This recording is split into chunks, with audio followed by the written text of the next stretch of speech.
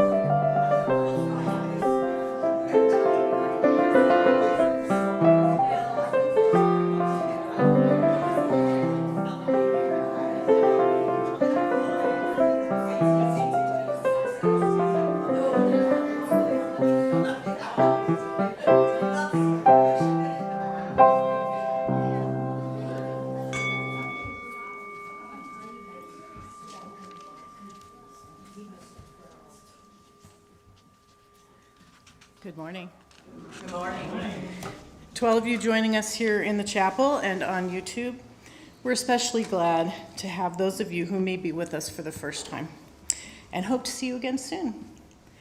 I'd like to remind you to please silence your cell phones and any other kind of devices that make noises at this time.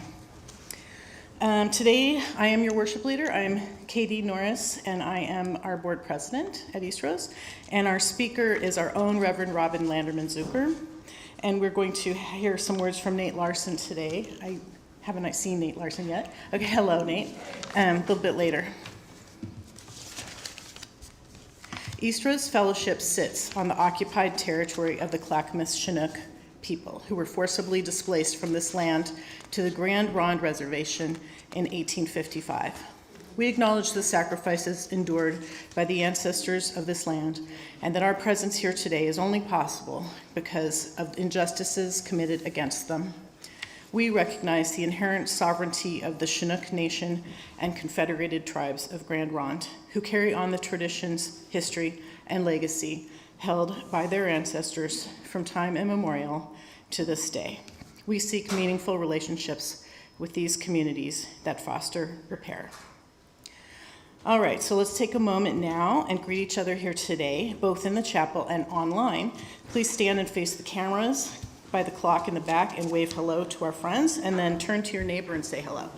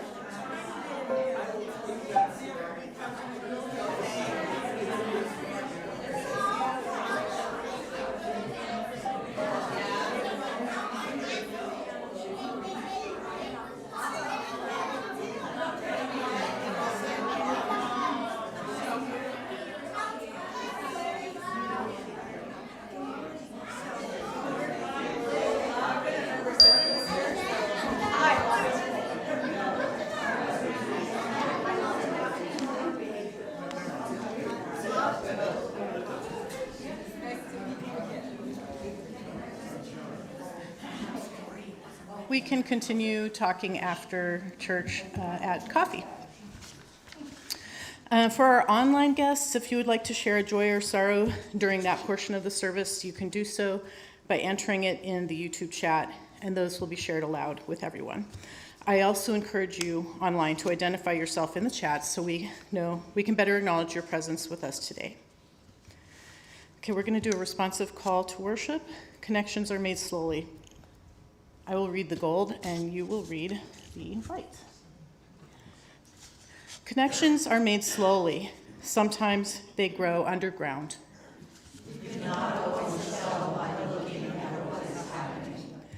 More than half a tree is spread out in the soil under your feet. Penetrate quietly as the earthworm that blows no heart. Fight persistently as the creeper that brings down the tree. Spread like a squash plant that overruns the garden. Gnaw in the dark and use the sun to make sugar. Weave real connections, create real nodes, build real houses. Live a life you can endure, making life that is loving. Keep tangling and interweaving and taking more in. A thicket and bramble wilderness to the outside, but to us it is interconnected with rapid runs and burrows and layers. Live as if you like yourself, and it may happen. Reach out, keep reaching out, keep bringing in. This is how we are going to live for a long time, not always. For every gardener knows that after the digging, after the planting, after the long season of tending and growth, the harvest comes.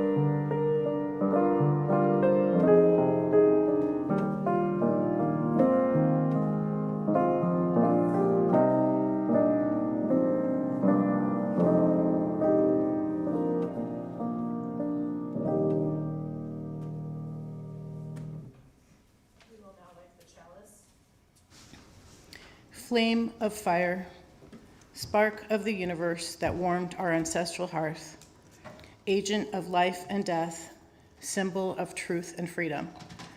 We strive to understand ourselves and our earthly home. Good morning, everyone. Good morning. Good to see you all on an unusually rainy day. I think fall is here. Our opening words today is a poem I especially love that fits very well in the context of our service on self-awareness. It's called Now I Become Myself by May Sarton. Now I become myself. It's taken time, many years and places. I have been dissolved and shaken, worn other people's faces, run madly as if time were there, terribly old, crying a warning. Hurry, you will be dead before what? Before you reach the morning? Or the end of the poem is clear? Or love safe in a walled city? Now I stand still to be here, feel my own weight and destiny. The black shadow on the paper is my hand, the shadow of a word as thought shapes the shaper and falls heavy on the page and is heard. All fuses now fall into place, from wish to action, word to silence. My work, my love, my time, my face, gathered into one intense gesture of growing like a plant. As slowly as the ripened fruit, fertile, detached and always spent, falls but does not exhaust the root. So all the poem is, can give, grows in me to become the song made so and rooted by love. Now there is time, and time is young. Oh, in this single hour I live all of myself and do not move. I, the pursued, who ran madly, stand still, and stop the sun.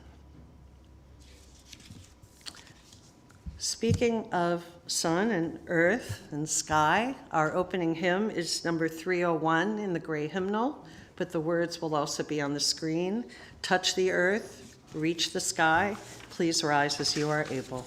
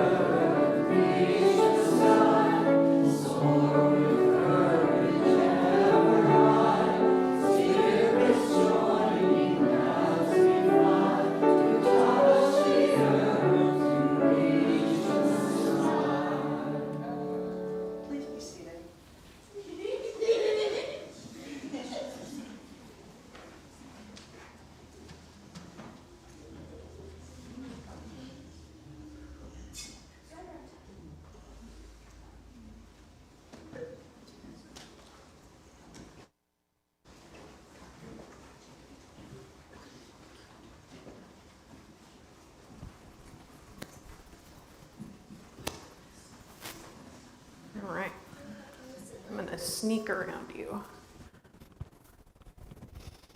Good morning.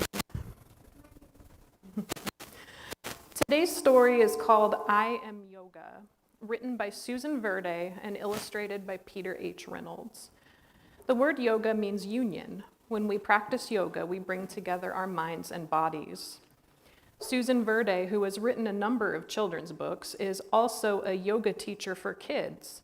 So she knows just how yoga can help us feel calm, strong, and connected. You'll see that the illustrations on the screen show different yoga poses throughout the story, 16 of them. If you ever decide to check this book out from the library, you'll see that Susan Verde included the names and instructions for each pose in the back, so you can try them at home. This is I Am Yoga. When I feel small in a world so big, when I wonder how I fit in, when the world is spinning so fast, I tell my wiggling body, be still. I tell my thinking mind, be quiet. I tell my racing breath, be slow. I close my eyes and make room in my mind, in my heart, to create and imagine. I am yoga. I can touch the sky. I am so tall. I can soar among the clouds. I am so free. I can sparkle with the stars. I shimmer and shine. I can dance with the moon. I light up the night. I can sail on the sea. I go with the flow. I can open my heart. I feel love. I can see far and wide. I am focused. I can turn things upside down. I am playful. I can stand up for me. I can stand up for others. I can stand up for peace. I can open like a flower. I am beautiful. I can carry beauty with me. I am full. I can say I've had enough for today. I relax. I can rest. I am calm. Now the world is just the right speed. Now my world is just the right size. Now I see I fit in just fine. I am yoga. I can be anything. May we all remember to pause, breathe, and find our own sense of calm and connection. And now while Reverend Robin and the adults continue the conversation, let's head back to RE. If the adults along the center aisle will form a bridge, we'll sing the children out.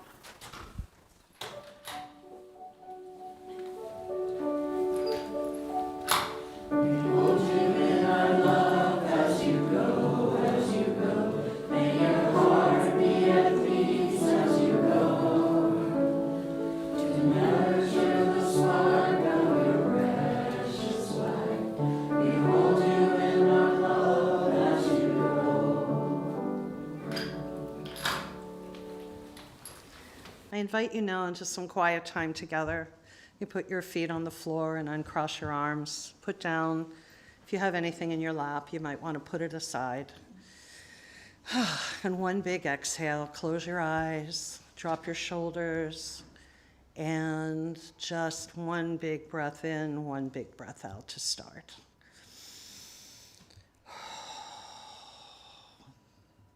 Release the tension in your face, starting with your forehead and your eyes, your temples and your cheeks and your jaw.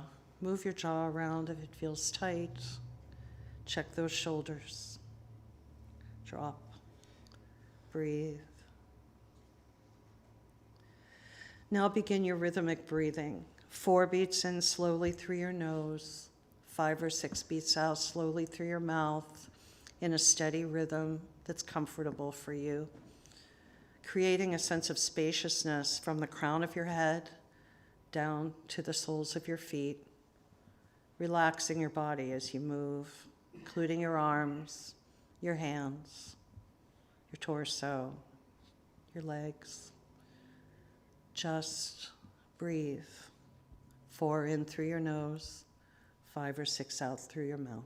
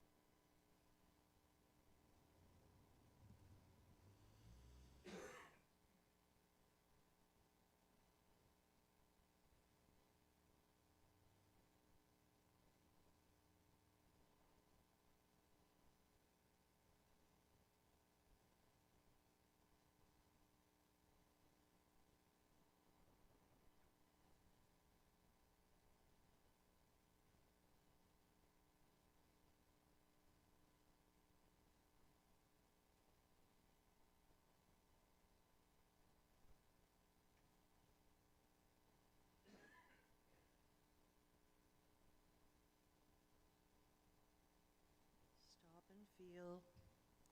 Breathe and allow. Just breathe.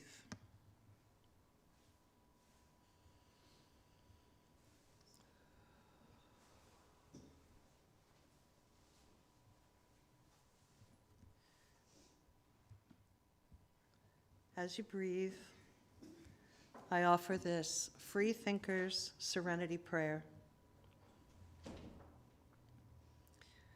I shall seek from within myself the serenity to accept the things I cannot change, the courage to change the things I can, and the wisdom to know the difference.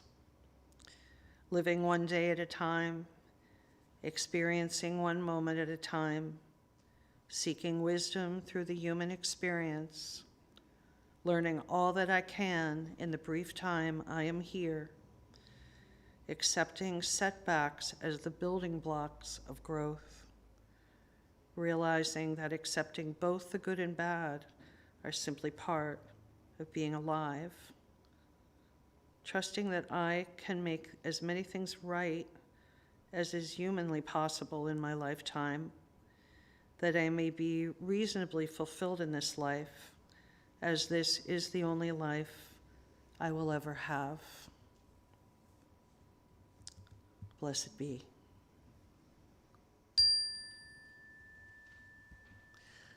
Come out of your breathing slowly, come back into this space, and then one big exhale, release.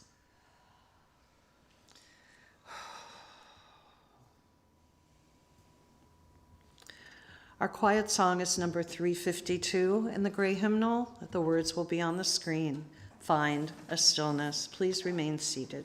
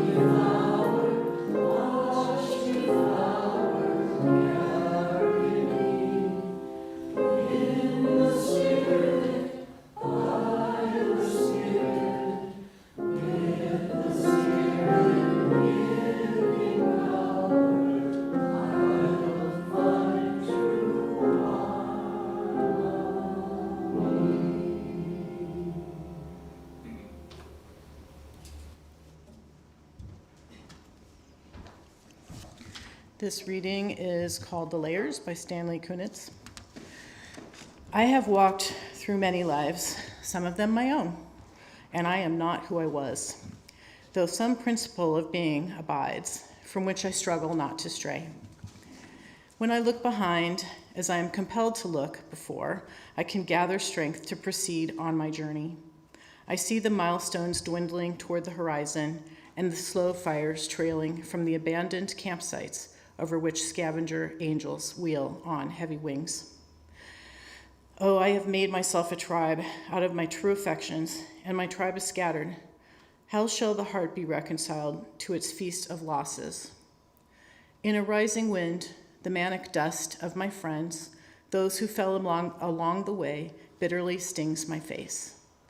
Yet I turn, exulting somewhat, with my will intact to go wherever I need to go, and every stone on the road precious to me. In my darkest night, when the moon was covered and I roamed through wreckage, a nimbus-clouded voice directed me. Live in the layers, not on the litter. Though I lack the art to decipher it, no doubt the next chapter in my book of transformations is already written. I am not done with my changes.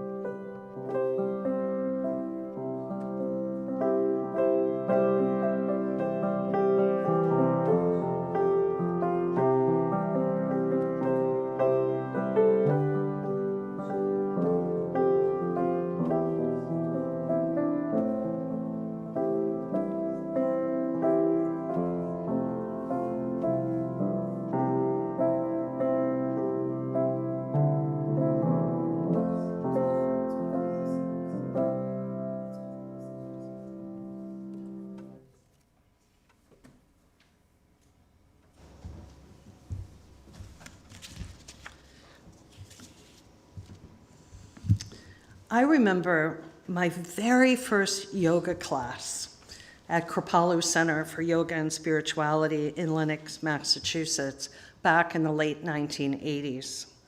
Kripalu had just transitioned from being an ashram, an actual ashram, to a yoga center open to the public. It was Spartan and emphasized simplicity and spirituality. The rooms were tiny and unadorned and unlocked. The food was vegan, lots of tofu and brewer's yeast, carob brownies for dessert with like a tofu whipped cream, and no caffeine. Yes, there was a bit of suffering there. And on subsequent visits, until they changed quite a bit, I would bring these coffee bags that were available. That first class was Hatha Yoga, the most basic, pure form of yoga, with a Kripalu focus on the heart and the spirit.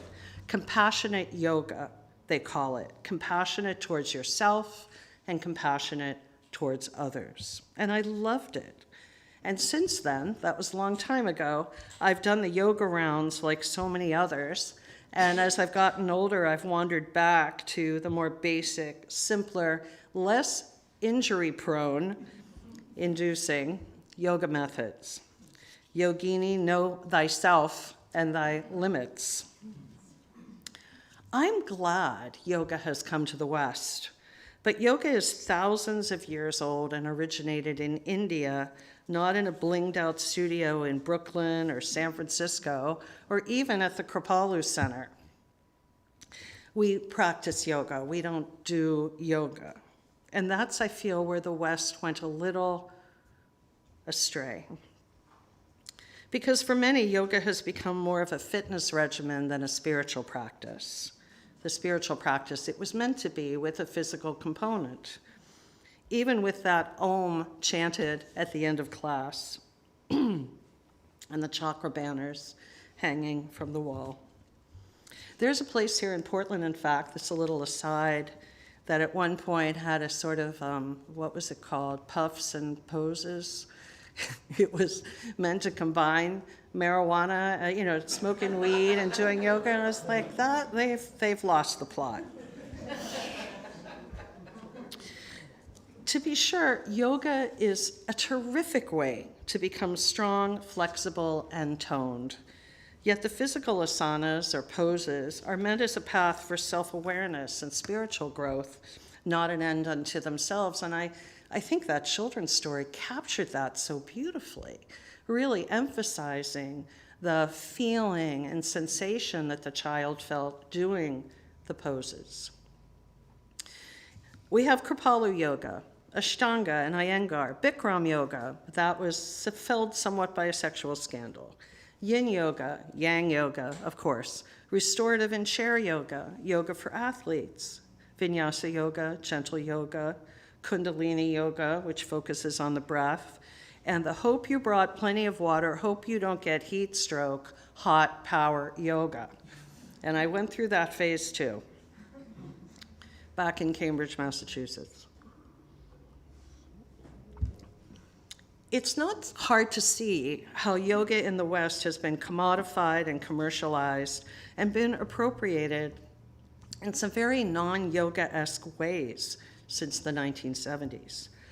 I think this is partially due to the guruizing of celebrity yoga teachers, the rise of yoga resorts, which I would say characterizes Kripalu at this point, although it's still a beautiful spiritual place, and the addition of bells and whistles to yoga that really aren't necessary. It's kind of true of spirituality across the board, but in this case, things like yoga for masculine energy release, or yoga for anxiety and depression. And these may be really worthwhile and well-attended, but just plain yoga is supposed to be able to work for those things if practiced with the intention that's meant. As the story told us, yoga is the union between body, mind, and spirit. That's the origins of yoga, and that's how it's practiced in the East. These are the words of Miriam Amselin. She's a yoga of nearly 30 years. She says, it's a place of discovery and connection with our own body that encompasses balance, proper stretching technique, breathing, meditation, centering the mind and spirit. That's yoga in its purest form. But above all, yoga ignores the no pain, no gain philosophy that's rife in both fitness and spirituality communities.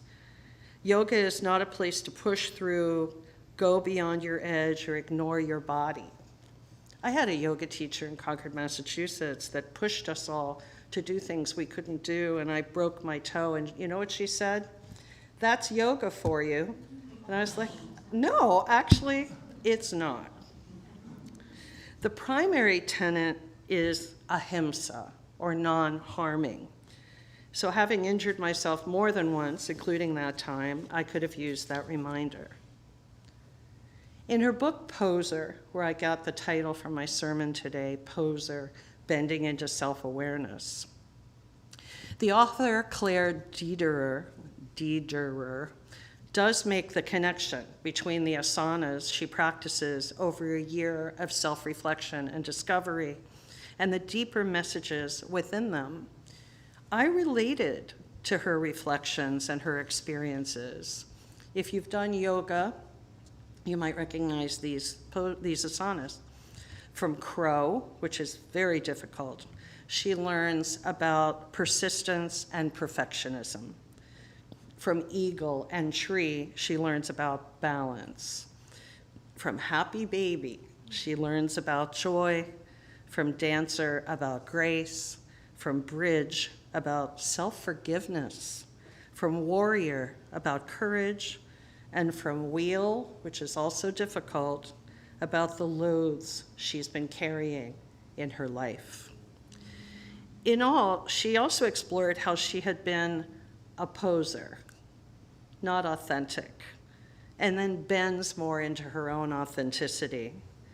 I believe, though, she could have more fully explored the deeper spiritual roots of yoga in the book as they relate to the self-awareness in her reflections. It's really a memoir rather than a spirituality book. The notion of self-awareness, which I've preached on many times, it's not a New Age phenomenon. We can trace some of the wisdom to what are known as the yoga koshas, 5 layers of self-awareness. Kosha means sheath, and the koshas fit together much like a Russian Petrushka doll. And there is much we can learn from these teachings on the mat and in our daily lives. And we have an image of the koshas. There they are. And you can see how the idea is they are like a Russian doll, where these senses, these aspects of self fit together in a pattern. Thanks, Ayla.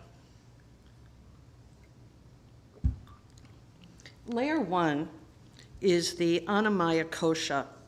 You can come back to me, that's fine. Layer 1 is the Annamaya Kosha, the physical layer, the casual body, as it's known.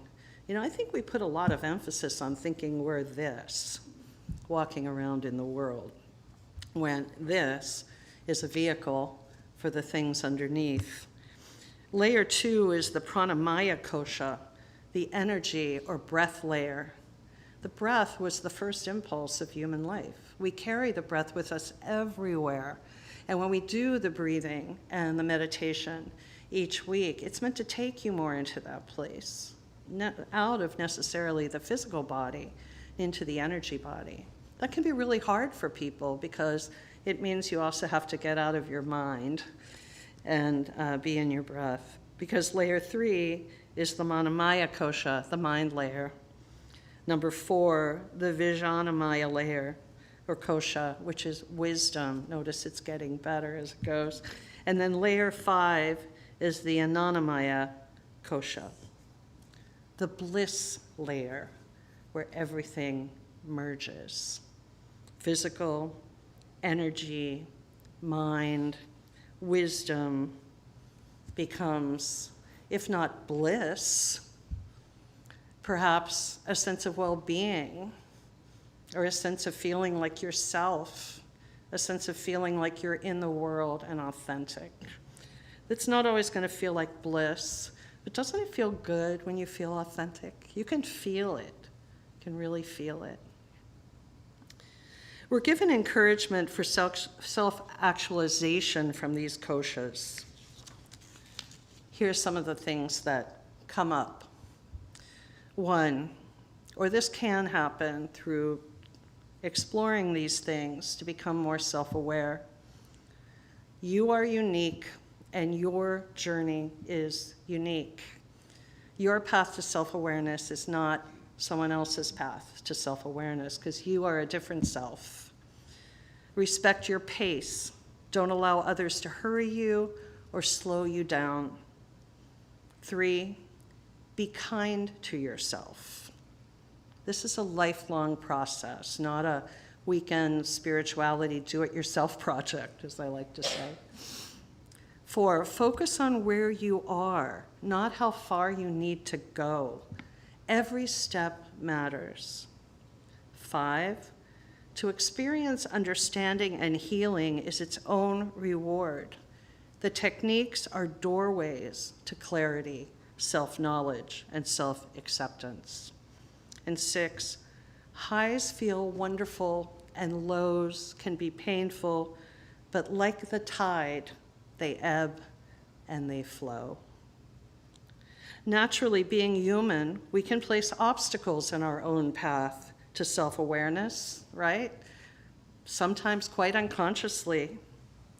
And these include the usual suspects: fear, attachment, aversion, ego. And this is a natural consequence of choosing to be awake rather than in a fog.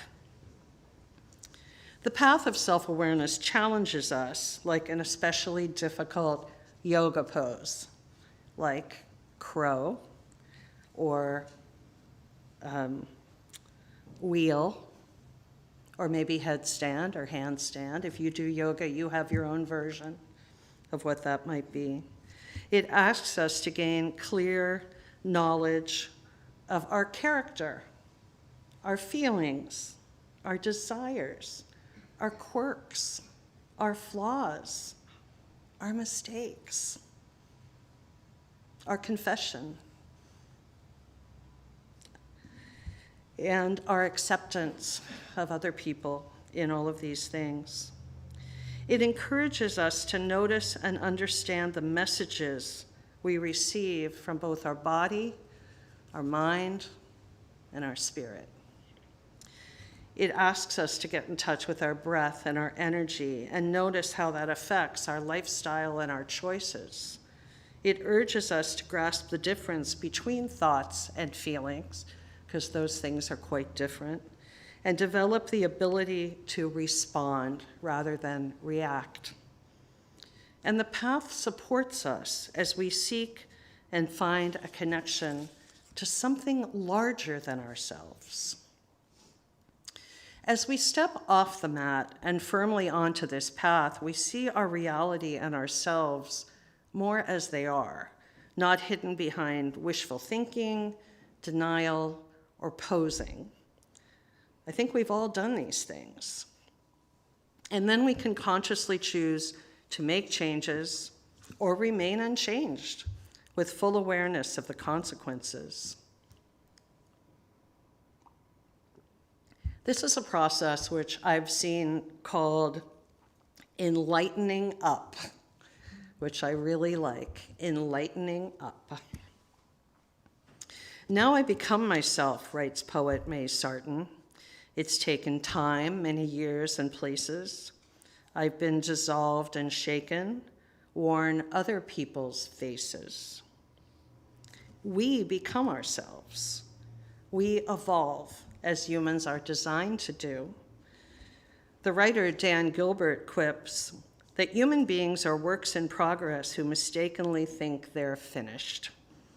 If you've ever looked at an old journal or social media posts and thought, what was I thinking?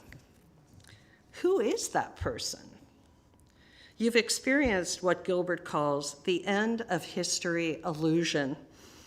The idea that while we recognize that we've changed from our past selves, we often underestimate how much we will continue to change in the future, or how much we're capable of changing in the future.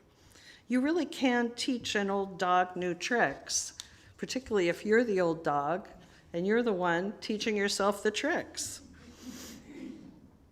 We do ourselves a disservice when we cling to the idea that our identities are set in stone or static, when they're actually dynamic and shaped by our experiences, relationships, and the passage of time itself. For me, as a yoga practitioner, I will never practice Baron Baptiste hot power yoga again, and good riddance. That was then. This is now.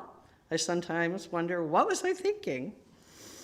I might take up chair yoga without embarrassment or some wistful reverie of my former capabilities. I believe it matters if we become self-actualized, especially in today's hyper-connected world, where the digital landscape has added a new layer of self-perception and identity formation. Social media platforms allow us to create a curated version of ourselves. It almost expects us to do that, to be a poser in whatever way we choose. And this can actually restrict personal growth, trapping us in fixed versions of ourselves that we may not like anymore, but people have come to expect of us. And the thing is, people are still lonely, no matter how many Instagram photos of a martini or a new outfit or a trip to a yoga retreat might suggest. Goodness knows how AI will further entice us towards becoming digital avatars that interact on our behalf, predict our emotions, even craft responses that shape how others perceive us. It is the de-evolution of a human and the de-evolution of self-actualization. So please don't be pulled into that. It's a bit chilling. How would you like to grow or deepen into your layers? Will you do it on the yoga mat, in a comfortable corner of your home, on a woods walk, as part of a social justice rally, meditation or conversation, creative pursuits, journaling, or something else entirely? Take time and love yourself into being. Become yourself. As the poet Stanley Kunitz tells us, live in the layers, not the litter. Though I lack the art to decipher it, no doubt the next chapter in my book of transformations is already written. I am not done with my changes. So may it be for us. Blessed be, blessed we. Namaste and amen. Our final hymn is number 331 in the Gray Hymnal, Life is the Greatest Gift of All. The words will also be on the screen. Please rise as you are able.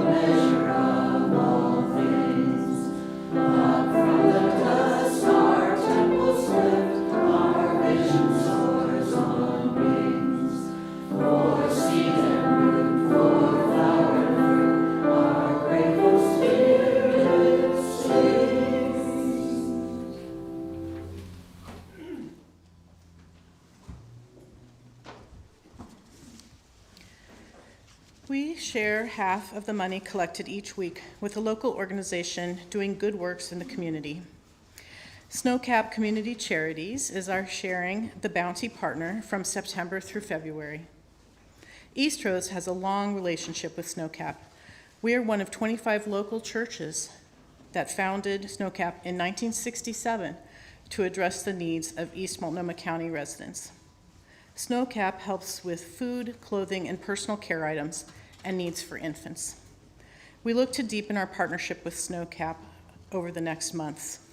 And in honor of that, we have Nate Larson from Snowcap here to say a few words.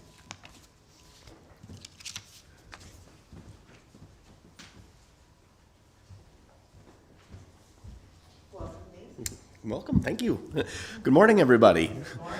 My name is Nate Larson. I'm the volunteer coordinator with Snowcap Community Charities. Thank you so much for inviting me to the service this morning and opening your hearts and everything to us. And thank you so much for the long-standing relationship that you guys have had with Snowcap as well. It's so appreciated.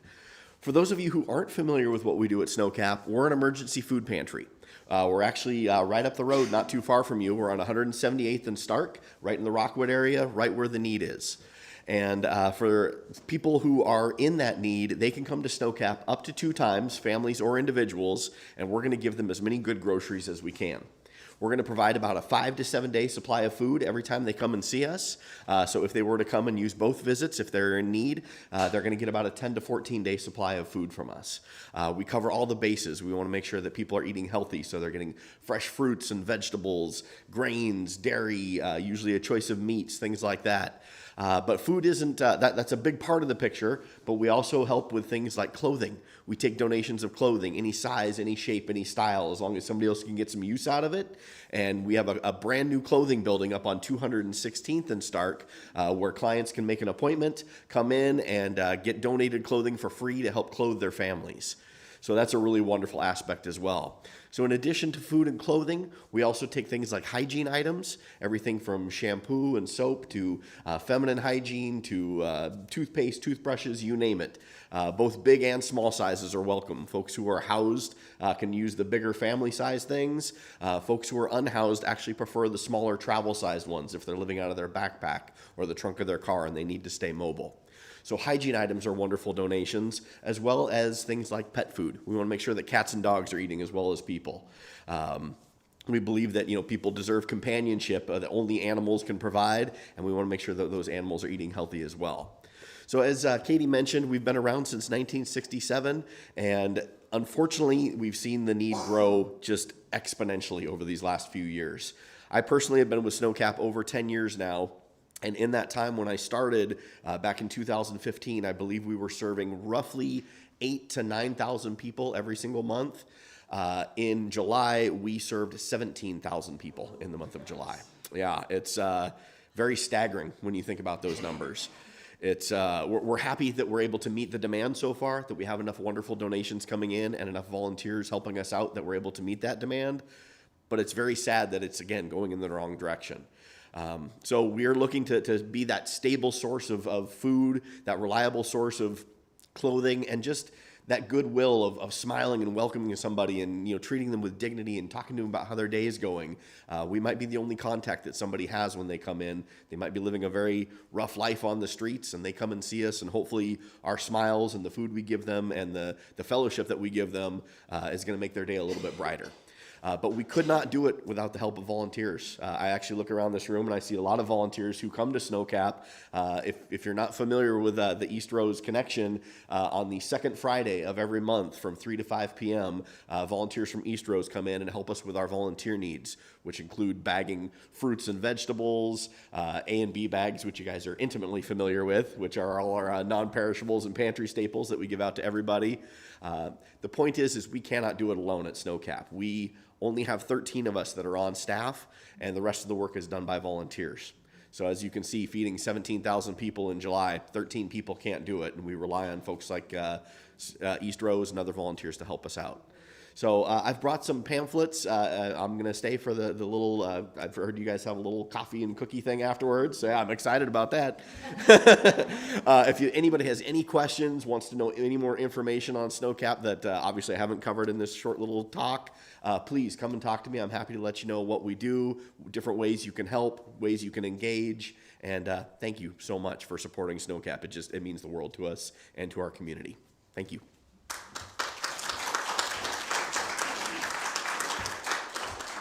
Thank you, Nate. And I think Keen's mentioned a few times we're going to be doing a food drive in October for Snowcap.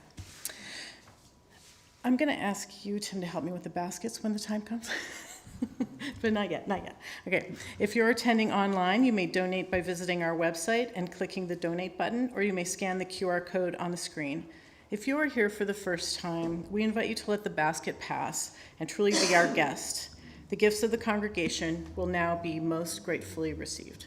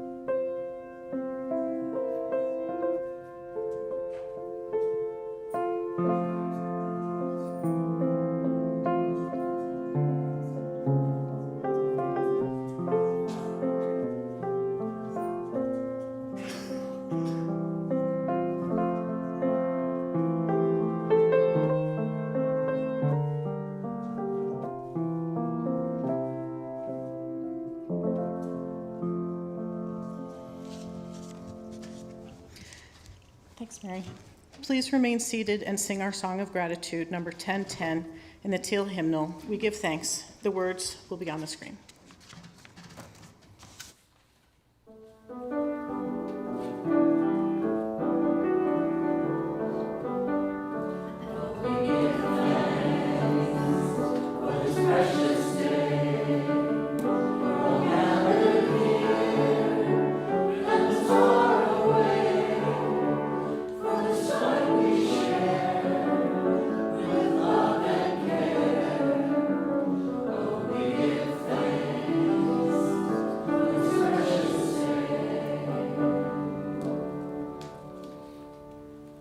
We will extinguish the chalice. We extinguish this flame to remind us love is the center. As we explore and rest, engage and heal, love remains the center. When all we can see is cold ashes, love remains.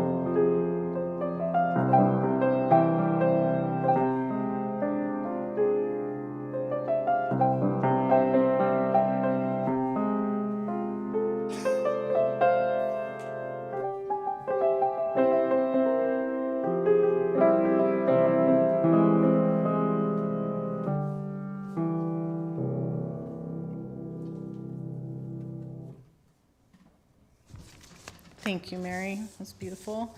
And thanks to everyone who's helped with this service today. We have several announcements now. This Thursday, we're returning to Von Ebert Brewing at Glendover for another East Rosarian happy hour. In addition to 3 to 6 p.m. happy hour food and beverage specials, Thursday is also pizzas, 2 for the price of 1. So see Petals or the events section on eastrose.org for more information. Plums from Jan and Richard's garden are available in the narthex. Get them while they're fresh. And then we have a sheet for coffee hour cleanup sign up for September. So please, people, sign up for coffee hour cleanup. Many hands make light work. And that's all I have.